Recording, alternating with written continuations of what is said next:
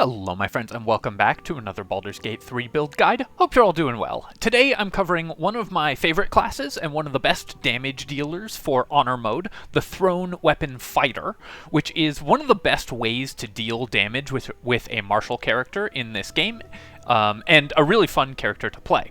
Now you might be asking, hey, if you think it's one of your favorite classes, why haven't you done a guide for it up until now? And the answer is that up until Honor Mode released, the Thrown Weapon attacks in Baldur's Gate 3 were incredibly bugged. In fact, they still are in Tactician and below. They haven't fixed all of the bugs with them, and they were bugged in such a way that was causing their attacks to do hundreds or even thousands of damage more than they should have.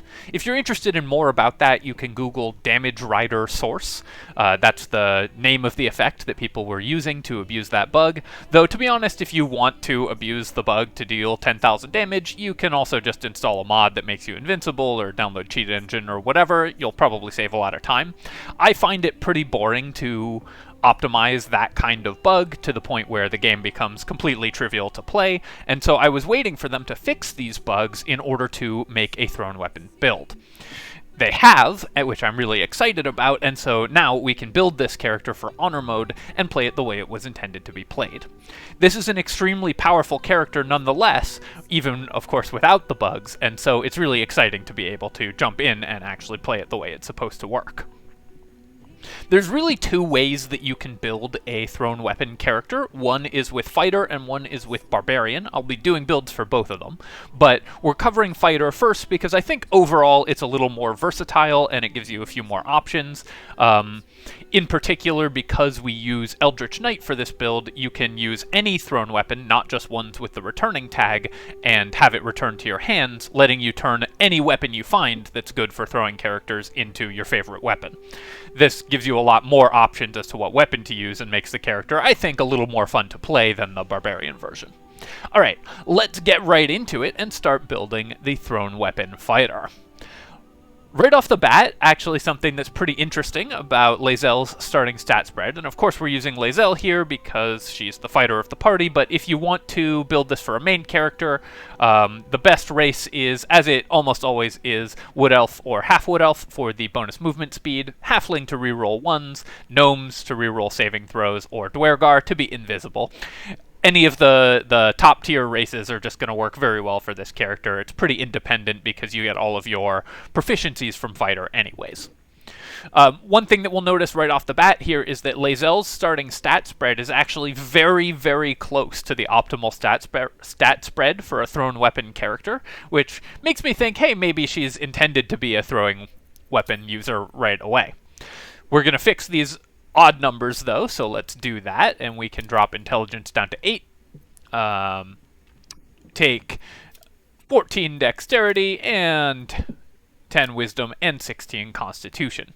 We only need 8 intelligence even though we're going to be an Eldritch Knight, because the number of spells you can we are never going to use spell DC effects on Eldritch Knight, and the number of spells that you can cast as an Eldritch Knight isn't affected by your intelligence. So we can take 8 intelligence and still gain all of the benefits of being an Eldritch Knight, which are, in this case, actually quite plentiful.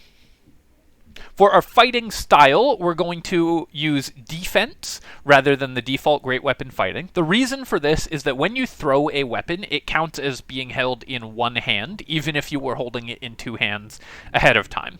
You can actually use this to gain the dueling damage if you hold a weapon in each hand, a one-handed weapon in each hand, but this will prevent you from using a versatile weapon as your thrown weapon, because that wouldn't get the dueling damage, and I think overall the +1 AC is going to be better. The throwing weapon character is also a great candidate because you can carry a shield for the protection fighting style. You actually gain quite a lot of benefit from taking this as well, because you're going to be standing back with your back line often since you are functionally a ranged character. So this lets your tough fighter also help their allies. So if you are playing in a party and want a little more protection for your party, you can take protection, and you should always use protection. It's very important. But overall, as just a default choice, defense is going to be the most powerful. Alright, let's level this character up and get to the point where we get to throw weapons.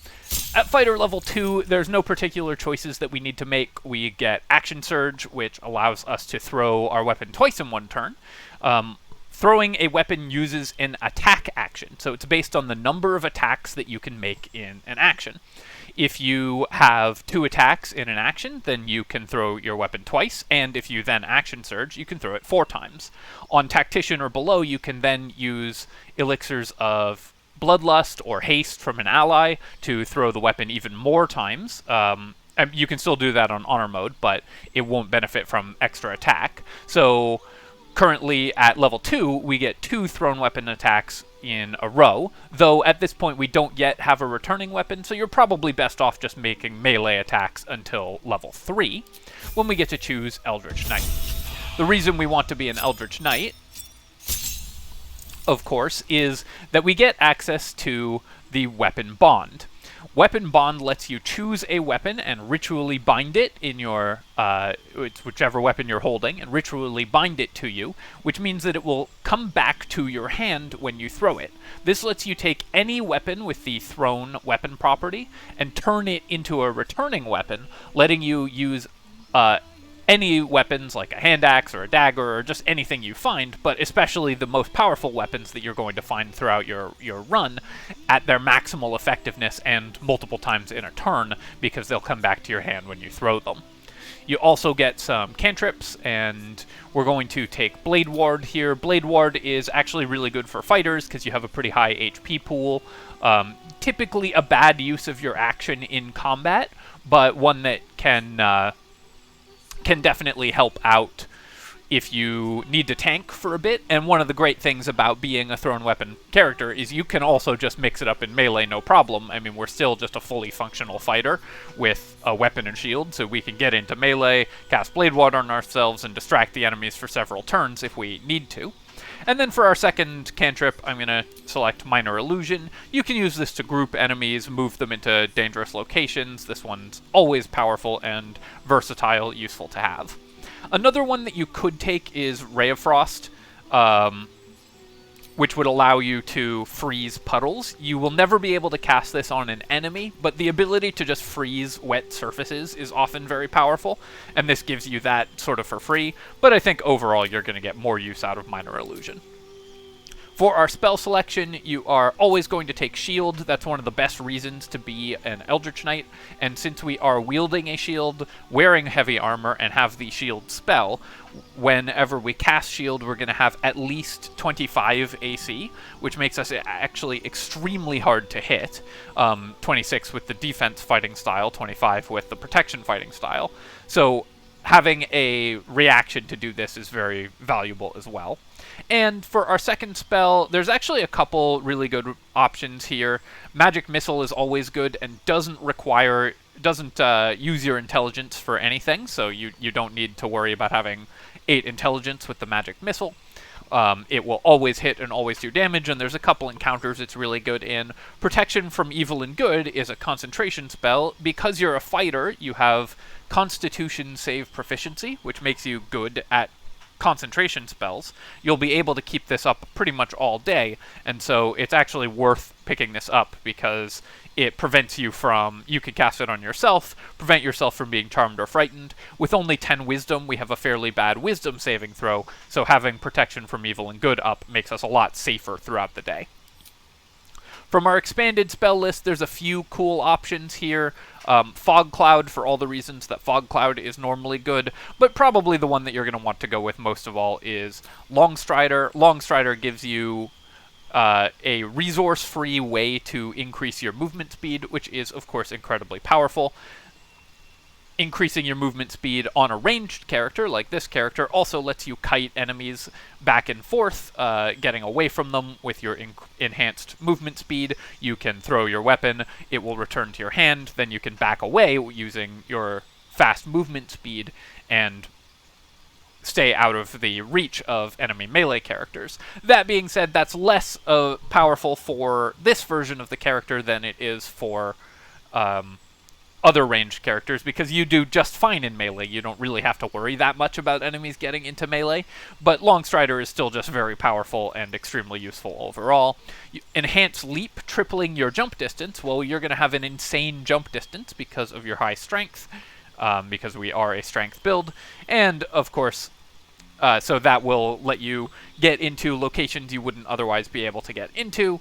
Overall, though, I think you're going to be best off with Longstrider. Every party should have access to this, and this is a good place to grab it from.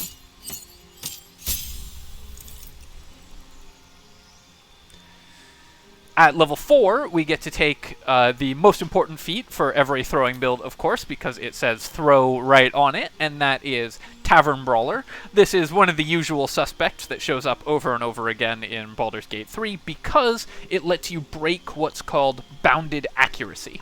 Bounded accuracy is the concept in Dungeons & Dragons 5th edition of it should never be too easy or too hard to hit an enemy.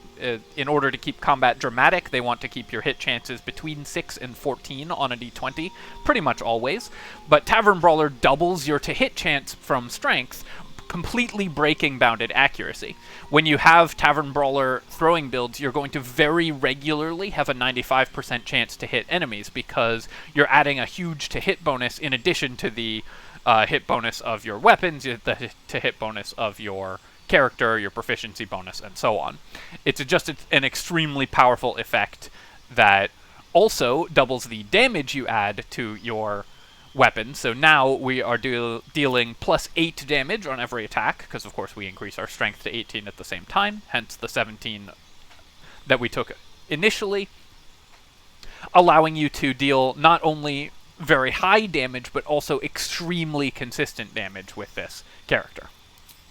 For our spell here, I'm just going to take Magic Missile. Whichever one we didn't take earlier, we're going to pick up. And level 4 is also a good time to get Magic Missile because of a specific boss encounter that it's particularly useful in. You'll probably do around level 4. At level 5, we get extra attack, so now on our action surge turn, the opening turn of combat usually, we're going to be able to make 4 thrown weapon attacks. Each of these is going to deal the damage of our weapon, plus twice our strength modifier, dealing something like 50 damage in the opening salvo of combat, taking out most enemies in the initial salvo right away, and that's without factoring in any other buffs we might have from gear, from our party members, from the actual weapon that we're using, and so on. If you are playing Lae'zel, you also get Misty Step, which is extremely powerful, or whatever other ability you might get from level 5 of your race. Invisibility if you're playing a Duergar, and so on is also really good. No need to replace spells, we already have all the best ones.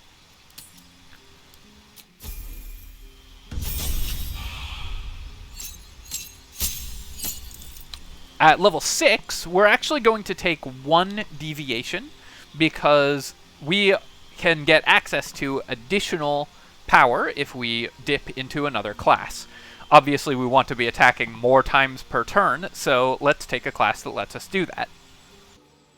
The class in question, of course, is going to be Cleric. Not only is Cleric one of the best 1-level dips in the game, and almost every build can benefit from considering taking a level in Cleric, it also, in this particular case, has a unique interaction because we can take the War Domain subclass, giving us access to 3 times per day a bonus action attack.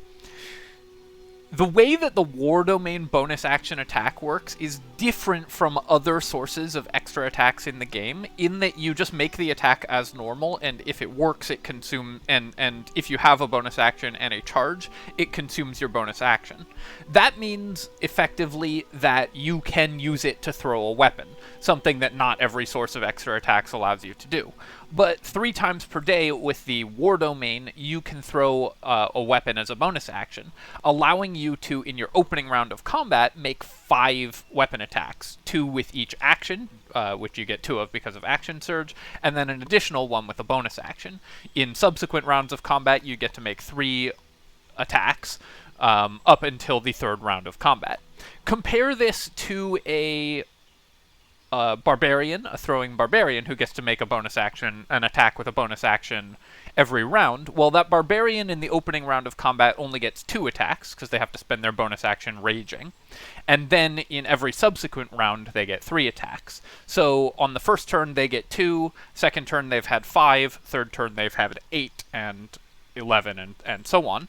The fighter version of the build on the first turn has made 5 attacks, on the second turn 8, on the third turn 11, and on the fourth turn 14. It takes 5 turns of combat for the Barbarian build to catch up with you. So in general, I think that up until the very late game, the fighter build is going to outperform the Barbarian, and then right at the end game, the fighter build will overtake the Barbarian once again, although the Barbarian gets a ton of utility. I think it's worth comparing these two because often you'll see that people say that the only viable throwing build is a Berserker, Barbarian, Thief, Rogue, and I just wanted to go into the math a little bit to talk about why that's not actually true. Alright, let's take a look at our cantrips here. Of course, we're going to take Guidance, because every party needs access to Guidance. We already have Blade Ward, so we will take, say, Resistance. Again, we are avoiding things that require a save, like Sacred Flame, because our Wisdom is very low, so our saves are not going to be high. But getting access to Light is also very useful in certain encounters, and you can use this until Long Rest. It's totally free. Great spell to have somewhere in your party as well. For our prepared spells, we're only going to have 1, because we only have 10 Wisdom and 1 level of Cleric, but the ability to prepare and cast Bless on yourself is extremely valuable. You could also use Healing Word. Personally, I would probably go with Bless. You can precast it ahead of time, and it does increase the attack roll of your thrown weapons, although, given that you are a Tavern Brawler user, you don't really need the help to hit things, but either way is very good. It gives you a lot of utility. If you don't have a source of Bless already in your party, you should take it. If you do, then maybe go with Healing Word. Another alternative is Create or Destroy Water if you need another easy way to apply the wet condition to enemies.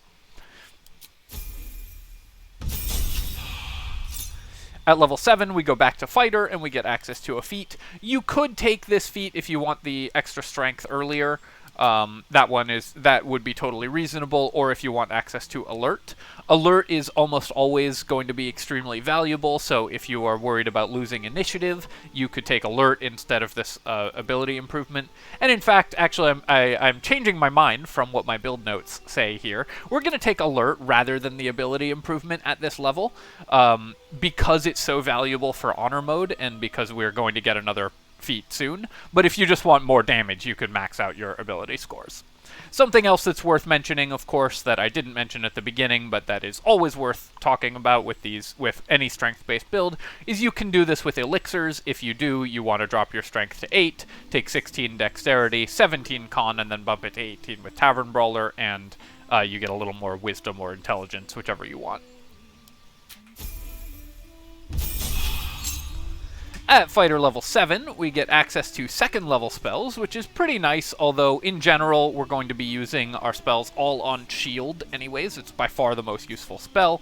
These all require saving throws for the most part, although if you have a source of immunity to blind, like there is a ring that prevents you from being blinded, you can use Darkness. Darkness is extremely powerful for tons and tons of reasons, and I have talked extensively about that in various Warlock builds, so I won't reiterate this, but it's the best defensive tool in the game. Still worth taking even if you aren't immune to blind, but even better if you are.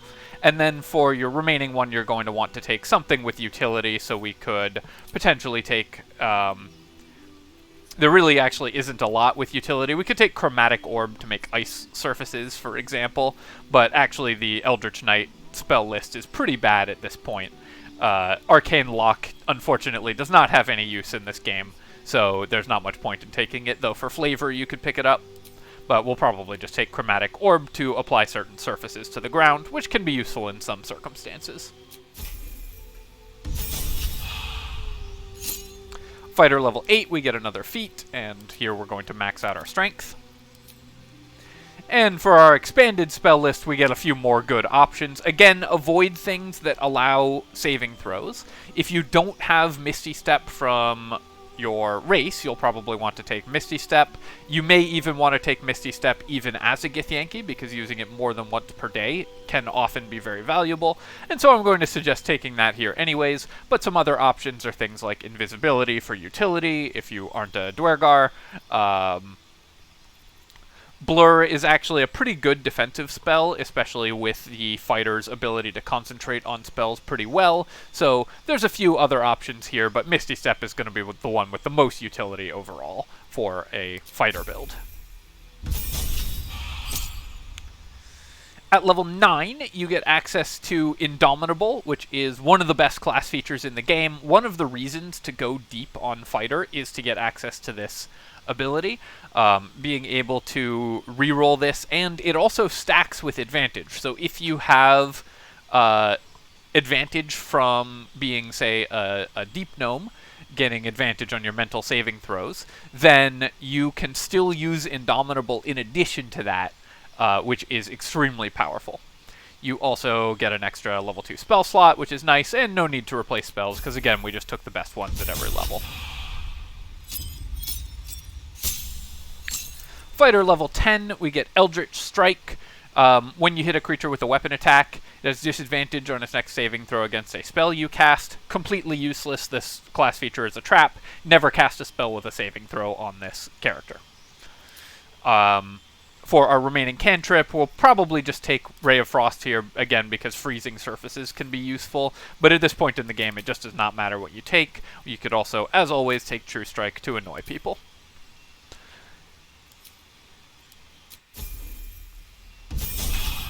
And finally, at fighter level 11, we get the real gem of playing fighter for this long, which is improved extra attack, allowing you to throw your weapon 3 times in a single round, or in a single action. With Action Surge, that goes up to 6 times, 7 times with your bonus action War Cleric attack. On Tactician mode or below, if you add Haste and an Elixir of Bloodlust, that gives you 13 attacks, all of which add double your strength bonus to their hit and to your damage, as well as any additional effects that you might have, allowing you to output something like an average of 200 or 300 damage in a round in your opening round of combat. On Honor mode, you only get up to 9 attacks per round, because the Haste action and the Bloodlust action only give you 1 extra attack each, so you're going to have to settle for a mere 200 damage or so in your opening round of combat, before adding in any bonuses from your allies or anything like that. And for our spell selection, of course, at this point it really does not matter what you take, so take whichever one you think looks the coolest. I personally think Melf's Acid Arrow has a really cool animation and doesn't get cast because it's a bad spell, so let's take that and you can play with it.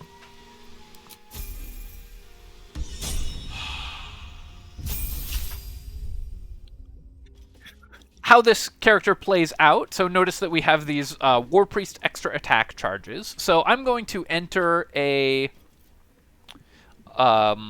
enter turn-based mode and show you how this character will play out. Notice that we have a returning weapon, in this case Nyrolna, which is one of the best in slot for throwing builds, probably the best in slot for throwing builds.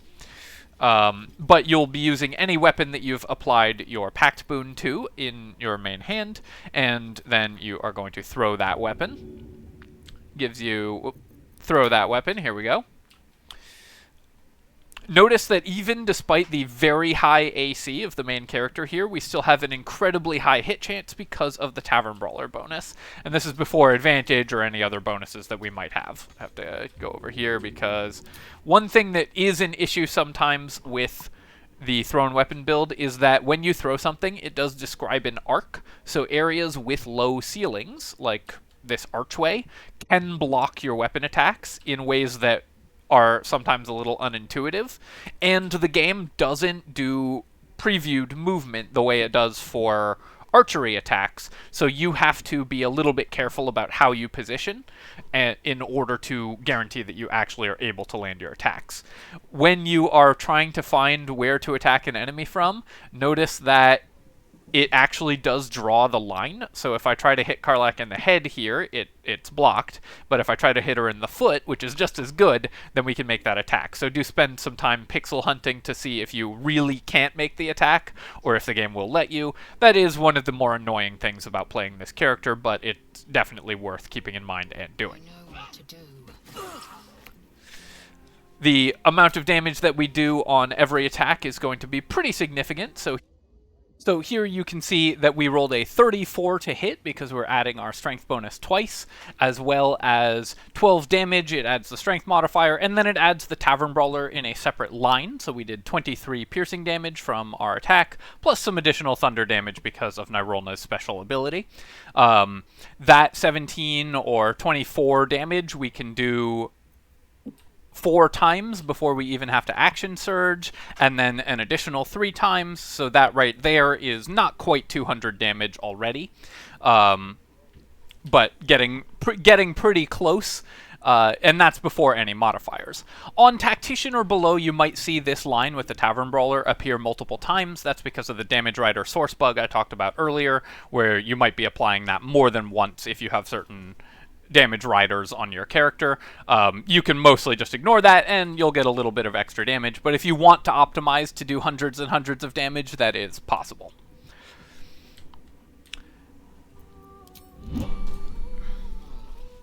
Another thing to mention on this character is that you do at Eldritch Knight, one of your Eldritch Knight effects is the ability to cast a cantrip and then still make a bonus action attack. You can do that, but it does have kind of a weird interaction because it's going to use your War Priest attack before it uses your Eldritch Knight attack, so it's going to eat the War Priest charges to do that.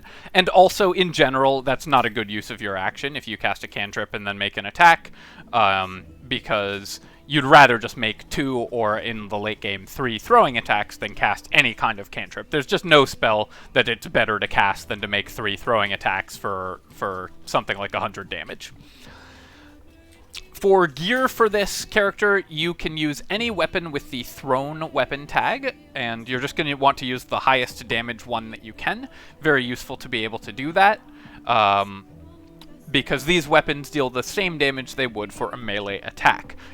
Because you're an Eldritch Knight, you can use any of these weapons as long as you remember to Pact Bind it first, so put it in your main hand and use Weapon Bond, to guarantee that that is a returning weapon. That way you can apply the damage and effects of any weapon that can be thrown, which is an extremely powerful effect. For the other gear for this character, just anything that applies damage, so weapon stuff that applies to weapon attacks, like these Helldusk gloves, for example. These will work very well. The Ring of Flinging, of course, specifically applies to thrown weapon attacks, and so that one's really good. But for the most part, you're just going to want the heaviest armor, the best shield that you can find, because you are also a tank, and the best weapon that you can find with the thrown weapon tag, and you'll do very well off of that. Alright, my friends, I hope that you have enjoyed this look at the thrown weapon Eldritch Knight, and as always, if you've enjoyed the video, do please feel free to leave a comment, like the video. Both of those things help a ton with the algorithm, and I appreciate it very much. And you can subscribe to my channel for more of this and other strategy game content. Cheers, my friends. I'll catch you next time.